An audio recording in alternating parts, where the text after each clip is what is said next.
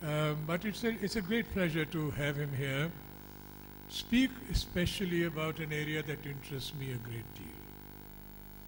And the area is of late Mughal painting.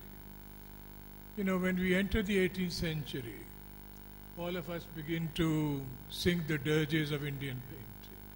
Cassandra-like veils go up. I mean, it's all finished and so on and so forth. And it was given to some colleagues and, of course, to William to put together a wonderful, wonderful volume of paintings that belong to this particular period, 1707 to 1857. Some stunning images you will find in this particular volume. I do not know, I don't think he's going to show any images, but I would warmly commend it to your favors to have a look at that particular volume. But without taking too much time of yours, those of you who will have that volume in your hands might specially turn to a great favorite of mine on page 80, and it bears the catalog number 18 just in case. It's of a Sufi saint, a painting that I had never seen. I've spent years of my life looking at paintings, but that work I had never seen till now. It's in the British Library, and the Sufi saint is called Shah Sharaf Bu Ali Qalandar. The simple man, very, very simple man, who sits under a tree, dressed in woolen garments, simple woolen garments, knees tucked under him, dozanu as we call it, and he has his head lightly turned to the right. And one begins to wonder, what is this man doing? Why is his head turned to the right? He's a Sufi, he's a thinker, he's a spiritually inclined man, a seeker. I don't think he's turning his head to the right because he's praying, as in namaz in the Islamic world, you turn your head right and left. I don't think he's doing anything else except trying to listen. I think he's trying to pick up a sound which comes from nowhere above him. And that moves me greatly. It's a simple, very, very simple picture. And I'm grateful that my own attention has been drawn to it by William and his colleagues. So please welcome William Dalrymple, His Exhausted Highness, this particular afternoon.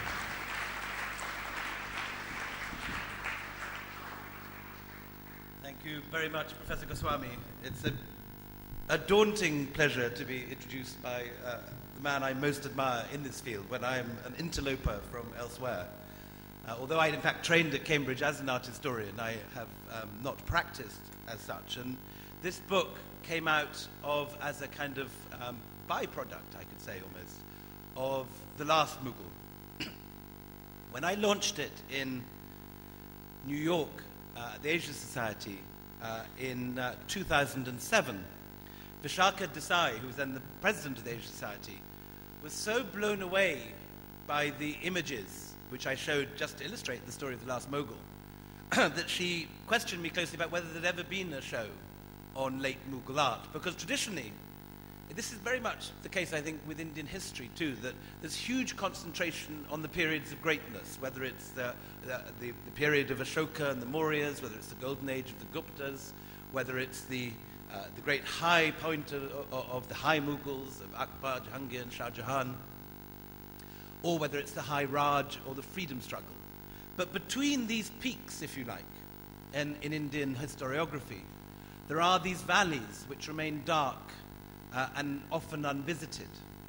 And both in history and in art history, the period between the death of Aurangzeb, which takes place in 1707, and the fall of Mughal Delhi in 1857, a period of exactly 150 years, there is so much material which hasn't been looked at, so much documentation sitting in the national archives and provincial archives across India and elsewhere, which has never been read, never been studied. So many paintings which have never been catalogued. And the art of the late Mughals has often been written off as an inferior art, as the art of decline, just as the architecture of the late Mughals is seen as a falling away from the pristine beauty of the Taj Mahal and the great works commissioned by Shah Jahan in the 1640s. And yet, if you look at the material produced in Delhi in this period, there are particularly two periods when astonishing masterpieces are being produced. One is during the period of Muhammad Shah Rangila in the 1730s and the early 1740s. And then again, towards the end, during Akbar Shah II and during Bahadur Shah II, the last 30 or 40 years of Mughal rule, between about 1820 and 1857. There is a sort of disconnect here, because people are very happy to acknowledge, as it has always been acknowledged, that this period is the high point of Urdu poetry. It's no surprise to anyone that the great age of Zafar, Zawq, and Ghalib is the high point of the Urdu ghazal. But it remains, thank you, it remains a surprise, and it remains, I think, largely unrecognized, that at this period great paintings are also produced. And I hope to persuade you in the course of the next 3/4 of an hour that the art produced at this period is occasionally every bit as remarkable as the art produced during the more famous ages of the greater Mughals. So we can find out how to... There seems to be a persistent problem in this festival. I don't know who's running it. Here we go. So here is an image which dates, in fact, from the very end, from Mazhar Ali Khan in the 1850s. But it shows the building built in the 1640s at the high point of the Mughal Empire. And just for those who may not know their history, just to give a little capitulation of what we're talking about. This is the Lahore gate of the Red Fort in Delhi. From this gate, Shah Jahan controlled one of the two greatest empires in the world, the other one being Ming China. At this period, from here, the emperors ruled over 5 times the population commanded by their nearest Islamic rivals, the Ottoman Empire. They controlled almost all of India, with the exception of the furthest southern tip of the subcontinent. They controlled all of Bangladesh, all of Pakistan, a great deal of Afghanistan, and even possibly a slither of Persia.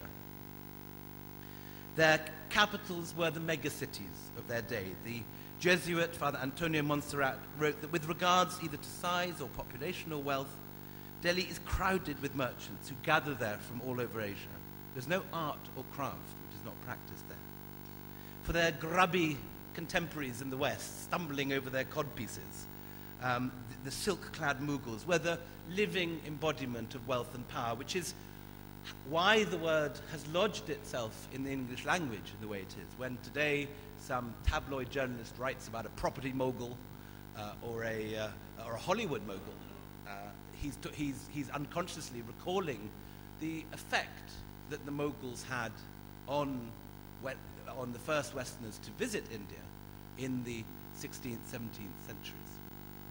When Milton, sitting in the fog of London, writing Paradise Lost, is trying to think how he will demonstrate to his readers the greatest wonders that there are on this earth. What he does is he has God take Adam on a tour of the future wonders, the future cities of Mughal India. For to a writer in the West, this is the greatest, the epitome of glamour and wealth. But the period we're talking about sees this world shrink. The Mughal Empire, from the death of Aurangzeb, here in Sydney, we're looking at now the inside of the Red Fort, looking down the Chandni Chowk. This is Mughal Delhi. Hang on, we're racing ahead now. So Aurangzeb dies in 1707, And there follows a quick succession of emperors. This is Bahadur Shah I, who are manipulated by their advisors, and they are thrown off. I think there's 5 emperors within 10 years. They are thrown off cliff faces, they are blinded, they are manipulated by figures like Syed Abdullah Khan, shown here. And this is not a period when much is going on in Delhi. It's not true that painting stops with Aurangzeb. It never stops completely, even at the end of his reign. Although Aurangzeb ceases to patronize, he never bans painting, and there are paintings, particularly in the early part of his reign, which are remarkable. But you see in the period which follows, particularly under Muhammad Shah Rangila, if we can get this up, an extraordinary revival. Under Muhammad Shah Rangila, it's a period very like the Restoration in England. In England, Oliver Cromwell is our Aurangzeb. Festivals are banned, colours drain from the landscape, shrines are closed down, the theatres are closed. There's this period of grey Puritanism. And when the Stuarts return under Charles II, suddenly everything explodes in colour. It's parties, there are courtesans, there are huge interest in art. And what happens under Muhammad Shah Rangila in Delhi is very similar. The artists who've been emigrating, and there are wonderful studies of individual artists, like Navina Haider's study of the artist Bhavani Das, who starts off in the imperial atelier under Aurangzeb, and for lack of work, migrates off to Rajasthan, specifically to Kishangarh. When the artists start coming back, it's as if, having gone off to the hills and gone off to Rajasthan, they return with some of the colours of those regions. And you get work that would have been unimaginable under the rule of, under Shah Jahan's period. These extraordinary colours of this holy scene by Bhupal Singh. This is a painting which would have horrified Aurangzeb in every way. Here you have a Muslim emperor celebrating a Hindu festival surrounded by courtesans. This is Aurangzeb's idea of complete hell. But as you can see, there is a palette here, these extraordinary reds and oranges and yellows, which would have been impossible to imagine in the high Mughal period. Something has happened. There's some new spirit. And whether it's, as I say, it's artists returning from seeing quite different color palettes in the hills in Rajasthan or anything else. But suddenly you get this extraordinary revival by great artists, by Chittaman, Nida Mal, Khairullah, Fakirullah Khan, great artists. And it's a period where you have a huge celebration of pleasure. Muhammad Shah Rangila, famously, his name, colourful, was a person who enjoyed life. And while the empire cracked around him, Delhi became famous for its pleasures. There is a wonderful book called Muraka Delhi, recording the impressions of a young Hyderabadi nobleman visiting Delhi during the reign of Muhammad Shah. And he barely mentions the fact that the Persians come in. Nadir Shah comes in, loots the city, runs off with the Kohinoor, commits a massacre.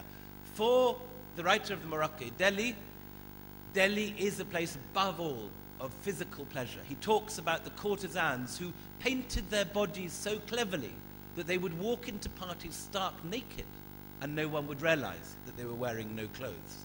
And for this young provincial coming up to Delhi, he regards this as the city of culture, but also as a sort of city of sin and excitement and pleasure. And you get this in the paintings of Muhammad Shah's reign as well.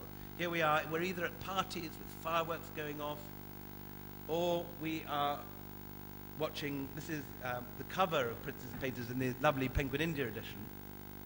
This is a 9-suk of an elephant fight with Muhammad Shah looking down from his window, his Jaruka. Many paintings of the garden.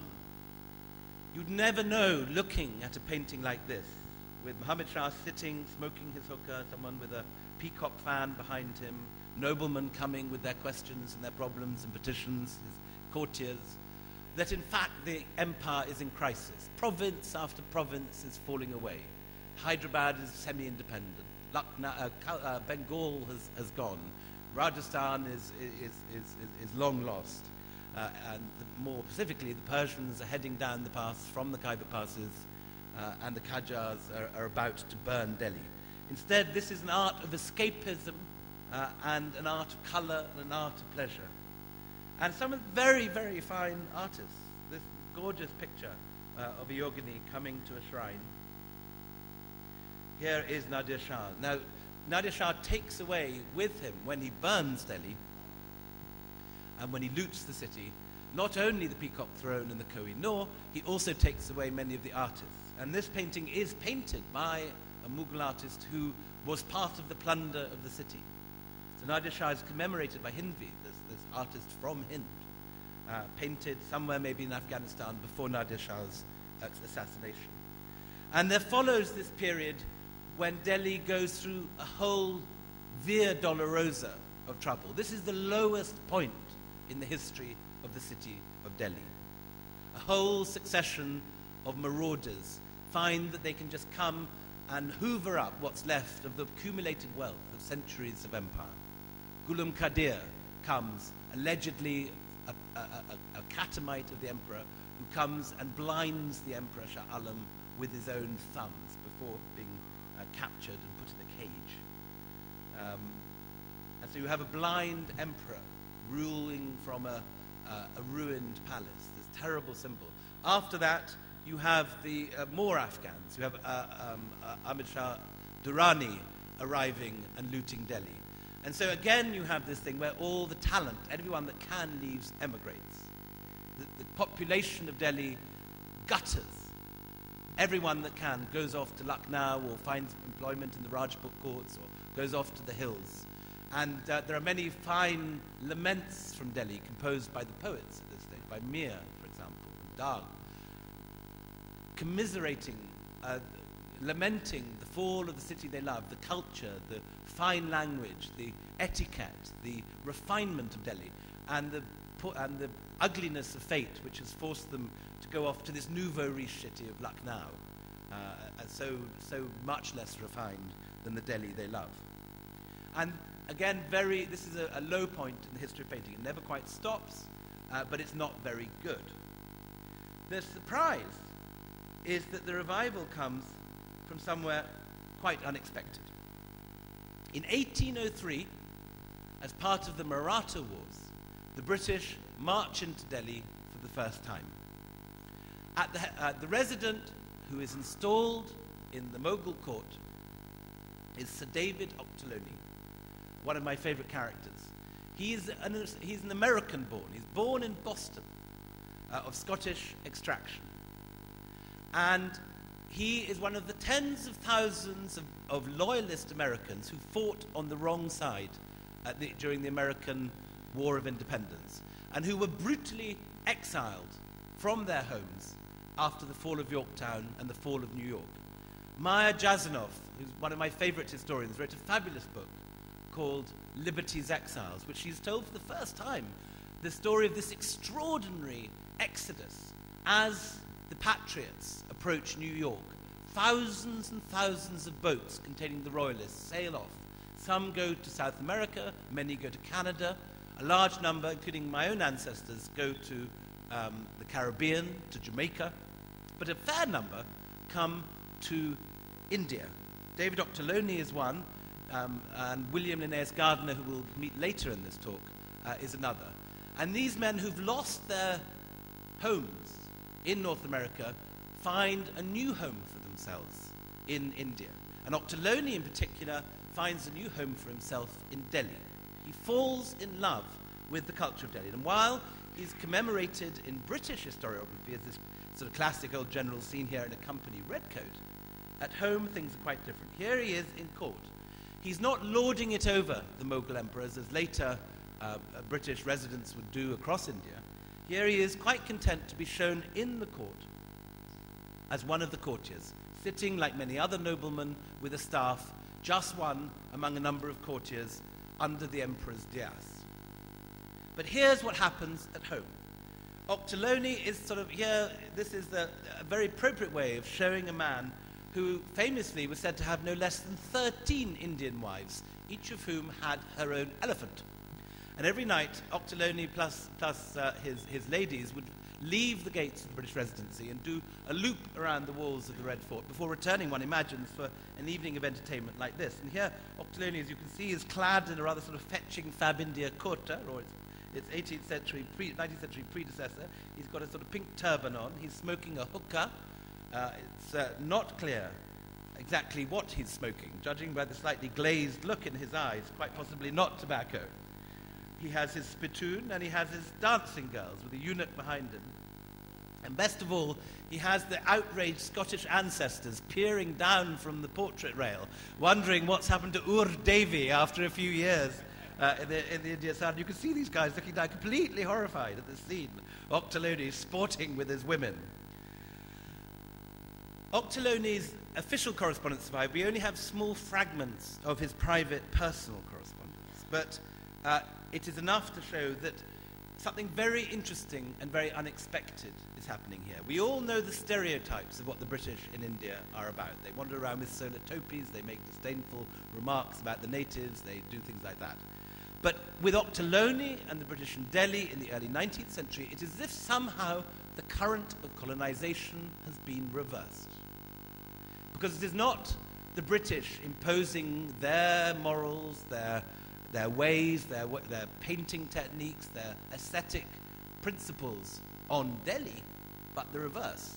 The British who arrive in Delhi find themselves so overwhelmed by the sophistication, the beauty, and the sheer attractiveness of the life of Mughal Delhi that they succumb to it. They dress in Indian clothes. They commission Indian paintings. They patronize the great Delhi poets. They also marry Indian women. And this produces its own set of anxieties as the British move from being relatively colorblind in the 18th century to being severely and wholly racist by the high 19th century Raj of the late 19th century. And Ochterlony finds himself and his Anglo-Indian daughters on the cusp of this change. In the 1780s, if you look at the wills in the India Office Library, 1 in 3 British officials in India is leaving everything he possesses either to an Indian woman or an Anglo-Indian son. We know this because every official in the company had to make a will. Because of all the disputes about suspected Indian fortunes that were not making their way back to relatives, the company had a rule that every Brit in India had to make a will, and every will had to be sent back to Leadenhall Street. And they survive in wonderful leather-bound volumes in the British Library today. And I spent several months going through them and collecting data from them when I was writing White Moguls 10 years ago. So from 1 in 3 households in British India in the 1780s being ethnically, religiously mixed, that goes down to about 1 in 4 by 1800.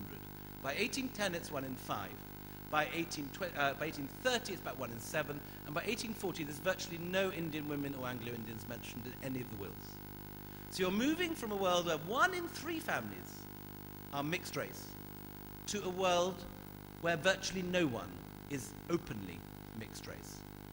A very rapid, and it's only 50 years. Racism has its own history, it has its own ups and downs. And Ochterlony finds himself in the middle of this. And he doesn't know what to do with his kids. And he writes to one of the other Brits who've married a Mughal Begum, Colonel Sutherland, the former Keeladar of Agra Fort under the Marathas, asking what to do. My children, dear Major, are uncommonly fair. But if educated in the European manner, they will, in spite of their complexion, labour under all the disadvantages of being known as the natural daughters of Ochterlony by a native woman. In that one sentence is compressed all that ill nature, inaction, and illiberality can convey, of which you must have seen numerous instances during your residence in the city. What he's struggling to say, but the word doesn't exist yet, is that they will suffer racism. But, he says, he hesitates to bring them up as Muslims. I own I could not bear that my child should be one of a numerous harem, even were I certain that no other disadvantages attended this mode of disposal. He doesn't want his girls to be part of a harem of another man. Bit rich coming from him, but we'll pass that by. And were I proof against the observations of the world, who, though unjust to the children, would not fail to comment on the conduct of a father who educated his offspring in the tenets of the Prophet. In short, my dear Major, I have spent the time since we parted in revolving this matter in my mind, but I have yet to be able to come to a positive decision. So Octoloni is saying that he's lying awake at night, worrying which of the two worlds he will propel his daughters into. Does he propel his daughters into his world, the world of official British India, bring them up as Christians? Or does he bring them up instead as Muslims and propel them into the Mughal world? And he's lying awake at night. He said, I just can't make my mind up.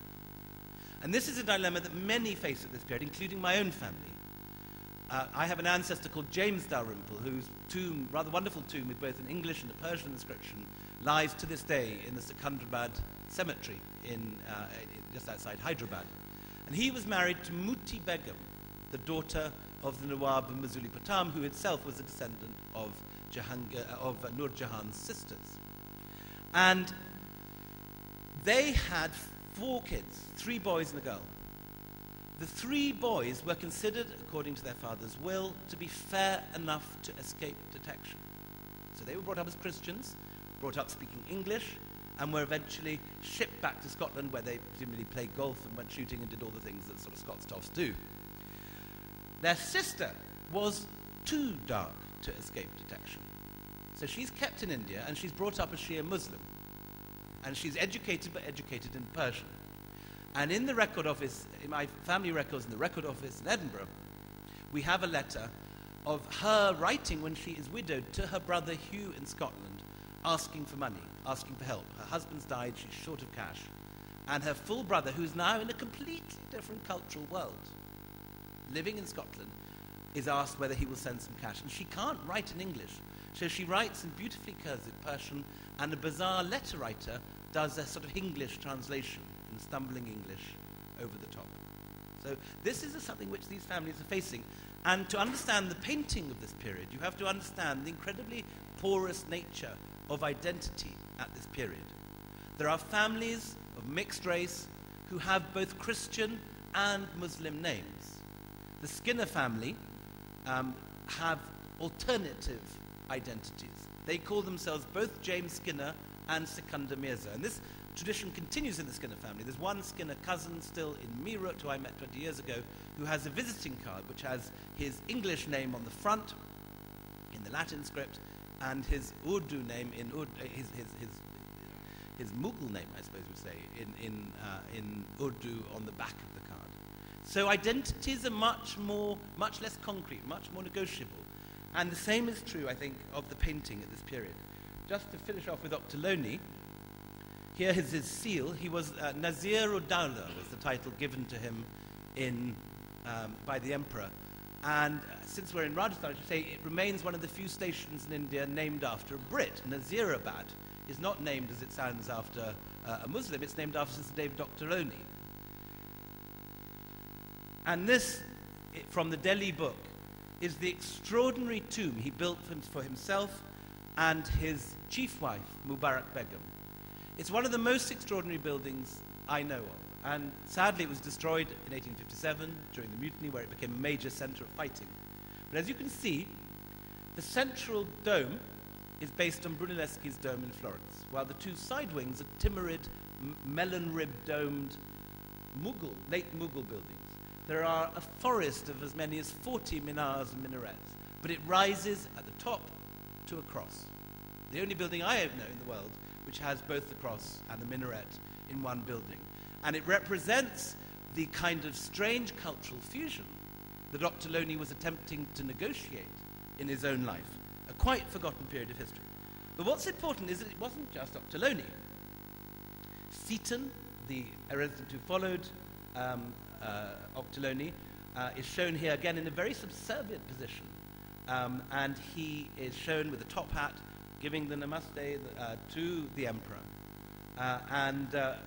At the back of the picture, near the archway, is Mirza Jahangir, who took such a dislike to Seaton that he took a pot shot at him from the walls of the Red Fort and knocked his hat off with the bullet. After which he was exiled to Allahabad Fort, where he drank himself to death with Hoffman's cherry brandy, which is not a bad way to go if you're going to do that.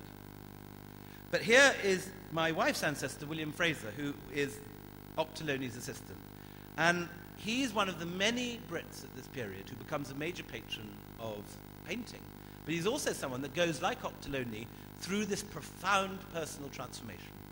So here he is shown, painted by the great Scottish portrait painter Raeburn. He was born and brought up in Inverness, and on his way out to India, just before his 16th birthday, he was presumably about 15 here, because you couldn't join the East India Company after the age of 16. They like to have their kids young, at an age when you can't drive a car, or get married, or buy a drink in India today. These boys were being shipped out to be turned into young civil servants in Fort William College. So he leaves Inverness and takes the boat to Edinburgh, where he spends a week being painted by Raeburn, with Raeburn's famous camera obscura lighting up his face with this fabulous chiaroscuro. But look what happens to him once he gets to Calcutta. He's still got his Scottish hat on, but he's sort of Mughal from the nose down. There's that rather nice moustache, and then he's wearing some sort of ajkan, and he's got his Persian calligraphy kit in his hands and his letters. But keep watching. Watch facial hair in this succession of pictures. Here he is a few years later, and the beard, this is in Alwar, and here he is wearing this rather nice sort of Rohit Bal jacket with a very sort of fluffy beard, and it only gets worse. Here we go. Here he is at the end. There we go. And he is a truly extraordinary figure, and someone who weaves his way, swoops in and out, swallow-like in many of my books, and I'm very fascinated by him. Lady Maria Nugent, the wife of the British Commander-in-Chief, writes about him. I shall now say a few words about Messrs. Gardner and Fraser, who are still of our party. They both wear enormous whiskers, and neither will eat pork or beef, being as much Hindus as Christians, if not more so.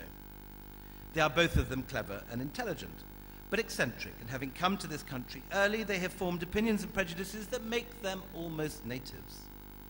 In our conversations together, I endeavour to insinuate everything that I think will have any weight with them. I talk of the religion in which they were brought up, and of their friends who would be astonished and shocked at their whiskers, beards, etc., etc. All this we generally debate between us, writes Lady Nugent, and I hope they will think of it. Well, there's no evidence that Fraser thought about it at all, because he goes off. Hang on, where are we now? He goes off into the countryside in Haryana, taking with him an extraordinary artist whose name and identity we do not know, but who is presumed to be, as the art historians say, of the circle of Ghulam Ali Khan, who's a man we'll be hearing a lot more about. Fraser goes off and he does what's called the settlement. He goes village to village. You can see him doing the settlement here. In front we have his two clerks, his secretary and his munshi, with a huge pile of the tax documents and land registers of a village in Haryana. And there are all the old elders of the village lined up to have their taxes assessed. And obviously it's a nervous moment, as you don't want your village to be over-assessed and a large tax bill to be sent to you. So they're all sitting there. But what is fascinating about this picture is that it's on European watercolor, using a mixture of watercolor and Mughal stone-based pigments. And you have the detail of the old Mughal tradition of portraiture. But the men being painted are not emperors or nobles. They are ordinary Haryanvi villagers. Each one of them is a portrait. Each one of them has a number attached to him. And on the key above, which is the top half of the paper, are little biographies of each man. So Fraser is going around having his people painted. Whether this was as an aid to remember who these guys are, important villagers for tax assessment, or whether this is just for pleasure, we don't really know. But there's another set of paintings in the same book, known as the Fraser Album, which was found in Scotland in a Fraser house in the 1960s, and sadly split up and dispersed. Even more sadly, it was very little money was gained for it in its first reselling. Each one of these pages now sells for 150,000, 250,000 pounds.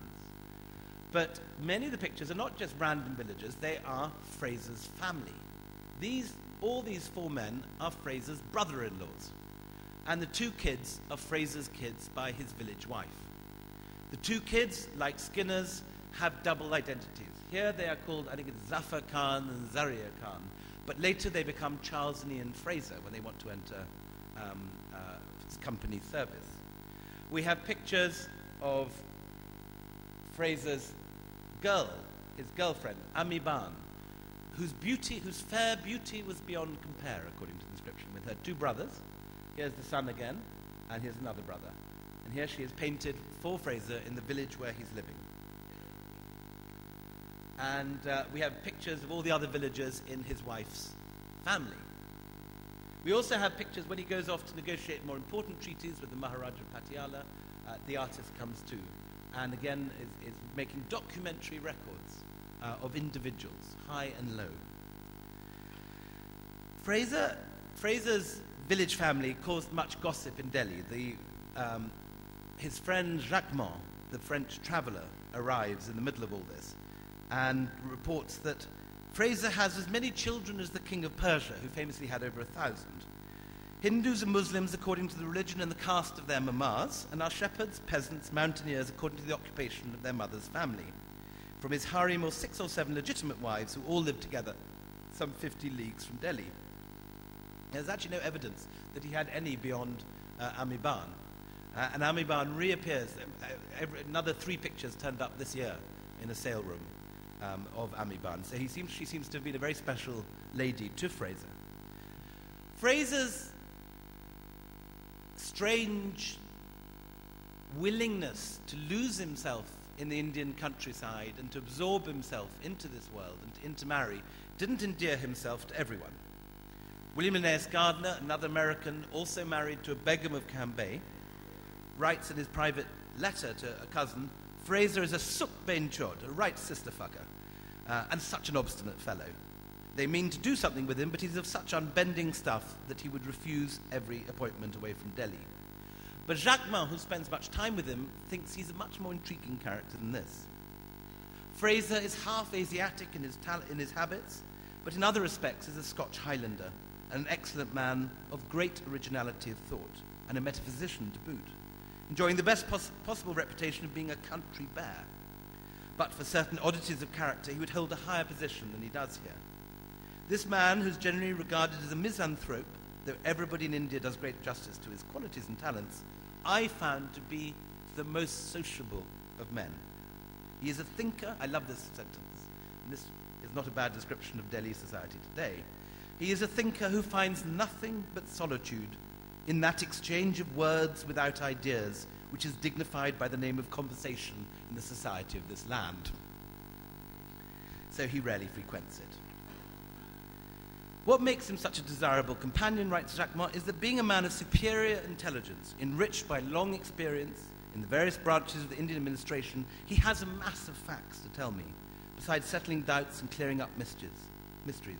His mode of life has made him more familiar, perhaps, than any other European with the customs and ideas of the local inhabitants of Delhi and its region. He has, I think, a real and profound understanding of their inner life, such as is possessed by few others. Hindustani and Persian are like his own 2 mother tongues. He's an original who should really be exhibited for a fee, but a very good fellow who I love as I do none other of his countrymen.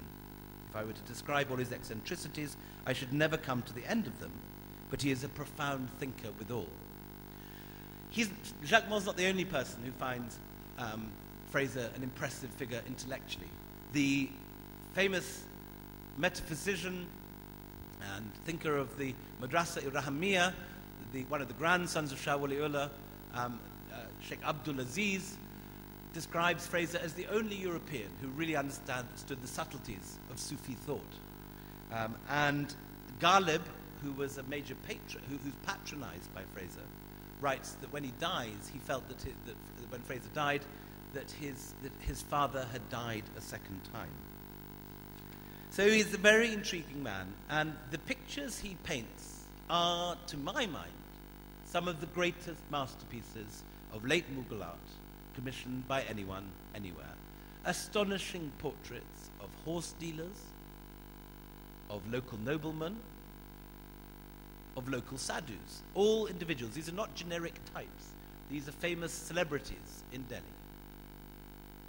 Of the Gurkhas, of which Fraser was the first to recruit at the end of the Nepal War in 1815.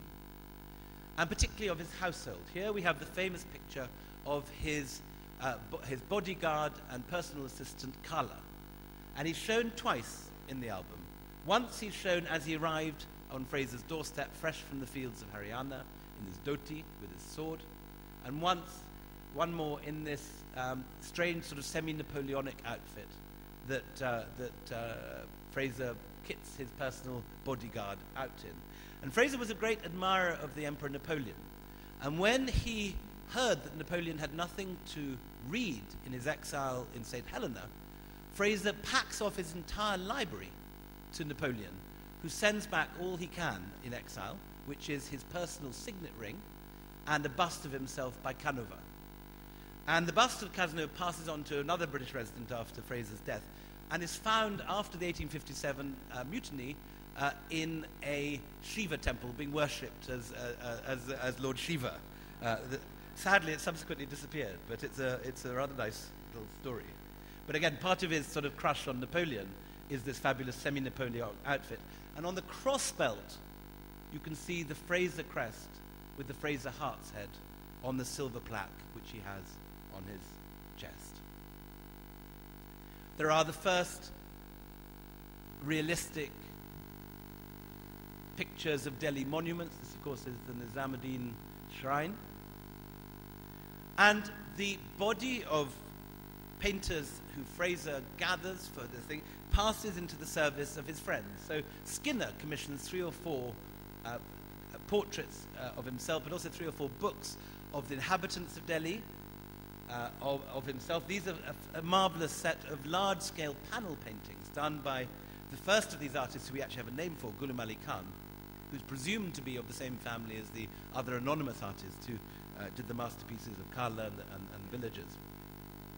And this is one of a series of large-scale panel portraits that Fraser commissions from Ghulam Ali Khan, showing the Skinner driving in a barouche through here his stud at Dana. And Skinner, Fraser, and Ahmed Bakhsh Khan, Laharu, whose ancestors still live in Laharu House in Jaipur, enter into the horse business, importing stallions from Kabul. And this is the stud which survives to this day outside Hisar. What's rather nice though is I like the cattle who sit in the bottom corner here, who look very like the sort of cattle you see Krishna driving in the wonderful Pahari images of the Krishna sequences that Professor Goswamy has done so much to publish. There's also Ghulam Ali Khan of the Durbar of Skinner's horse. And here's Skinner's horse marching off to war. Anyone who attended my Return of the King session this morning, this is the regiment of Skinner's horse that gets massacred and wiped out in the Kod Kabul massacre in 1842. Every single one of them was killed. Other members of the Ghulam Ali Khan's family, this is Ghulam Murtaza Khan, paint fabulous pictures of Skinner's dancing girls. This is a wonderful mystical landscape at the back. In some ways, quite like the landscape just in that final bit of the Jaipur highway, just as you turn that last bend before Amer, with these hills rising out and this lake in the front. But again, there's several versions of this picture of these dancing girls belonging to Skinner's family. There is a whole album of the castes and occupations of the people of Delhi. This is the opium addict sitting. Of course, the company by this stage is largely financed by the opium trade. The East India Company initially came to India to trade in silks and spices, but that trade is long gone. The only way the company makes a profit, and a very narrow profit at this stage, is to engage in the triangular trade of growing opium in Bihar, selling it in China and buying tea, then taking the tea to London and selling the tea there. And this trade, which obviously creates an entire world of opium addicts across India and across China, just keeps the company in profit. So this is the dark side of this world that we're talking about. Here is Skinner's Church in Delhi, St. James's. On one side of the picture you have Skinner's house. On the left side you have the domes of the mosque attached to Skinner's house. He also has a Hindu temple inside for his Hindu wives, and his Christian wives pray here in the church. And Fraser's house is the other side of the Maidan. The same group of paintings who are painting for Skinner and are painting for Fraser also paint for the local aristocracy. This is, who is he riding off in his, I write about him throughout the last Mughal, his name's gone. Judger, Muhammad, the Nawab of Judger, who is hung in 1857. And Judger is shown here in these tall, elongated Ghulam Ali Khan figures. You always tell Ghulam Ali Khan for these slightly sort of thin, tall figures, rather sort of ghostly, light, weightless figures. And the Nawab is shown riding out on his elephant, on his tiger, as one does of an afternoon. Here he is, the same guy, Nawab Judger, shown in summer dress with the tatties and the punkas on the ceiling, keeping them all from getting too hot. And we haven't got it here, but there's a sister painting of the same scene in winter with everybody draped in gorgeous Kashmiri shawls. Now this world, just as we said that the intermarriage goes catastrophically down from the 1820s to the 1830s, so this world of mixed identities, porous religions, multicultural families, multi-ethnic families, multi-religious families, fades very fast after the death of Skinner and Fraser in 1835 and 1836.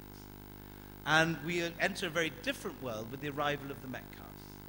So Charles Metcalfe does not approve of all this sort of thing. He dresses only in European clothes, which he has sent out once a year from Pulford of St. James's, as he does a selection of good English books. This is now into the world of Macaulay, and world where an interest in Indian religion, Indian art, Indian poetry is considered old-fashioned and downright silly. That the important thing is to get the native to speak English. So here is Metcalfe, and you can see the contrast with Ochterlony, who blended in with the colours of the Mughal court. Metcalfe is always shown solidly monochrome, in black and white, sticking out like a sore thumb. Here he is again, this figure in white breeches and black coat, looking thoroughly disapproving in his tricorn hat. He builds himself a house at Dilkusha. He takes an old tomb, which he turns into his billiard room and summer retreat, causing huge offence in the process. He goes out on procession again. Here is he and his brother Thomas shown in a procession in their top hats. And here is the young Bahadur Shah Zafar. And it's with Zafar that we enter the last phase. This is the famous Coronation Portrait by Ghulam Ali Khan of Bahadur Shah Zafar. And Zafar, who today is so often remembered as a complete failure, is at this time also a major cultural catalyst in Delhi. As a young man, Zafar was an athlete. He was a famous runner and an archer, and he's also not a bad poet. He's a very good mystical poet, and he gathers around him a court of great talent.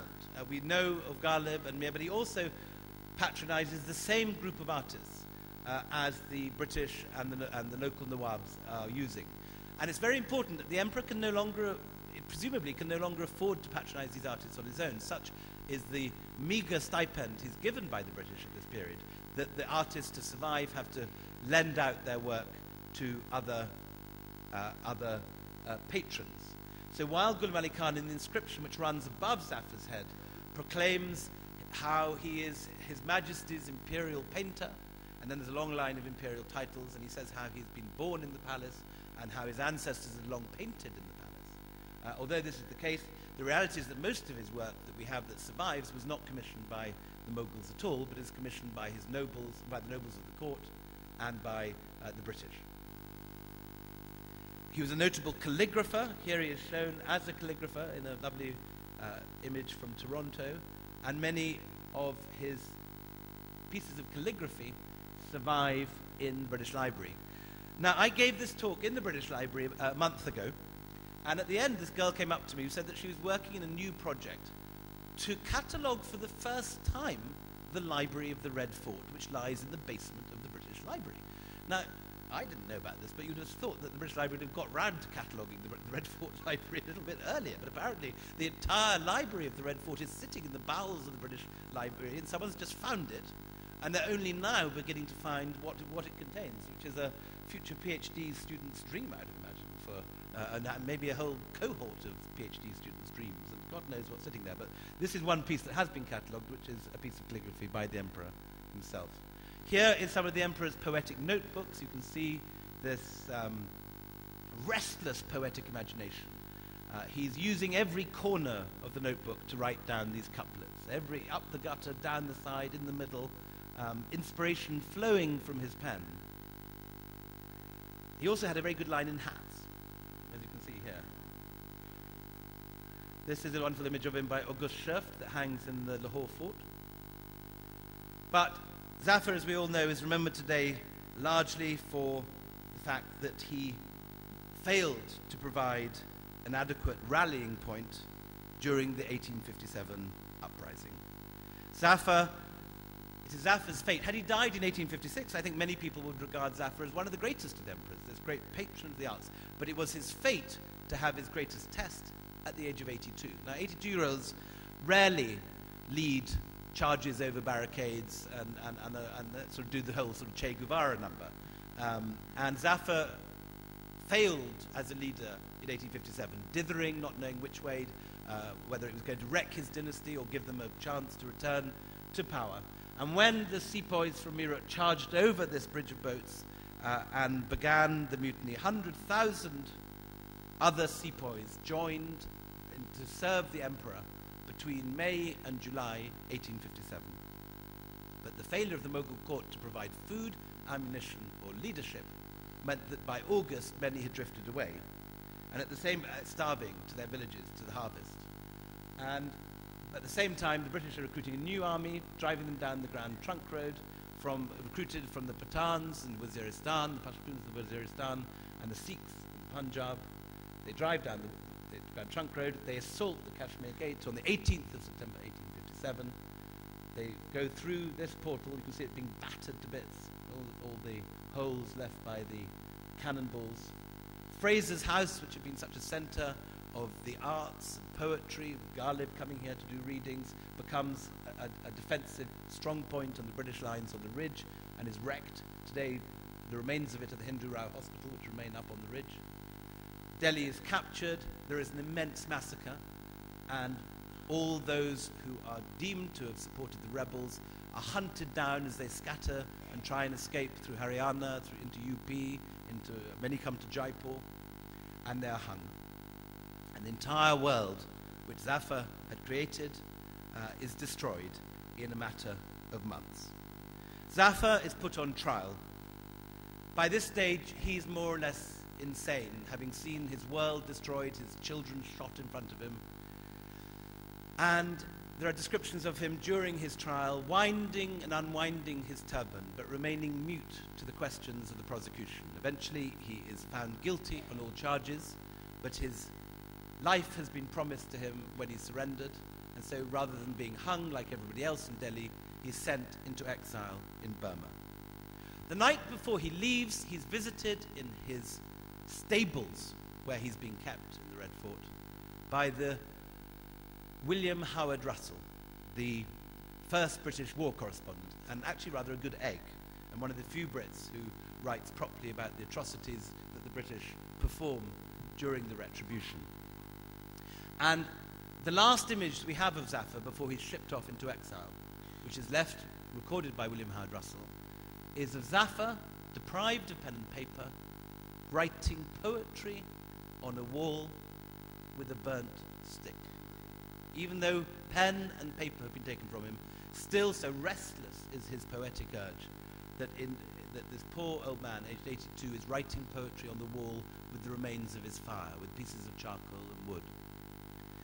Now, no one knows what those verses are, but by the 1860s, wandering bards were reciting what they said were the last verses of Zafar on the steps of the Jama Masjid in Delhi. And these famous verses about Zafar's sadness at his exile and loss became enormously popularized in the movie Lal Keela in the 1950s. That were sung by Muhammad Rafi and broadcast on Radio Ceylon Ovaltine Hour, if any of you were, I think even Professor Goswamy was around to hear those. But in exile, in another exile, Ahmed Ali, the great writer of Twilight in Delhi, before his death, gave me a rather nice verse translation of those couplets, whose authenticity is certainly disputed, but which remains, I think, some of the most beautiful poetry. And I'll just finish today by reading to you Ahmed Ali's translation of the last verses of Zafar. He's turned it into a sort of English poem. These are written as individual couplets, but Ahmed Ali has sort of turned it into a sort of Tennysonian lament. And it's dedicated to Zinat Mahal, the wife of Bahana Shah Zafar. When, in silks, you came and dazzled me with the beauty of your spring, you brought a flower to bloom, love within my being. You lived with me, breath of my breath, being in my being, nor left my side. But now the wheel of time has turned, and you are gone. No joys abide. You pressed your lips upon my lips, your heart upon my beating heart, and I have no wish to fall in love again. For they who sold love's remedy have shut shop, and I seek in vain. My life now gives no ray of light.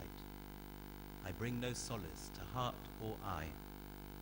Out of dust to dust again, of no use to anyone am I.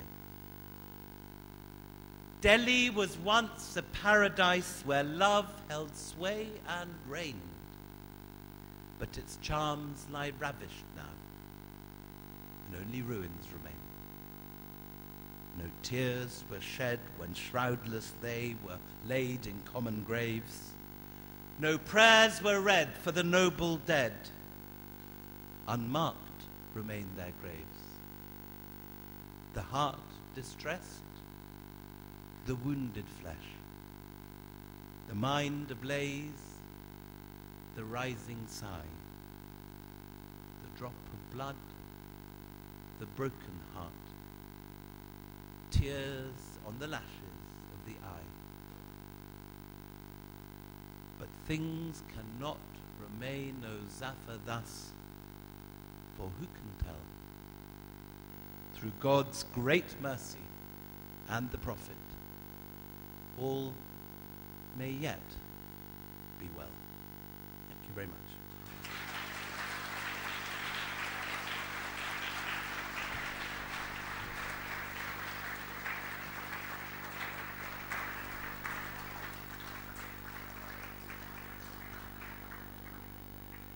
May I thank you very much, William, for a wonderful presentation. I can see that people have kept their eyes on their watches firmly and they're about to leave. But may I just add a couple of things? You know, when I was thinking of introducing William, I was tempted to quote a verse of the great poet Ghalib, who said, somebody must have asked him, who is Ghalib? And so he says, पूछते हैं वो कि गालिब कौन है, कोई बतलाओ कि हम बतलाएं क्या? They're asking me, who is Ghalib? So please tell me, what should I answer? So Ghalib. But Ghalib had also a wonderful verse which comes to my mind as I listened to this and saw these paintings. Ghalib said, Sad jalwa रूबरू है जो मिजगा उठाइए. Sad jalwa रूबरू है जो मिजगा उठाइए, इतना है बस दीदार के सामान लाइए. There are a million sights to see, sight upon sight to see. All you have to do is to lift your eyelashes. All that you need to have is the desire to see. William had the desire to see, discovered these things, and wrote about them.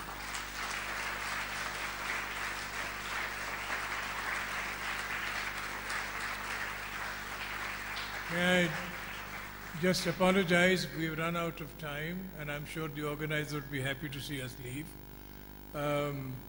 But you know, there are no questions and answers possible. I know that there are people who, there is a sannyasis of ascetics of India who are called Urdhva Bahu, who have their arms raised all the time and they become atrophied. So there are professional questioners. Unfortunately, you'll have to keep your arms like this for a long time because we run out of time. But may I thank you for being here, and thank you, Charles, for William.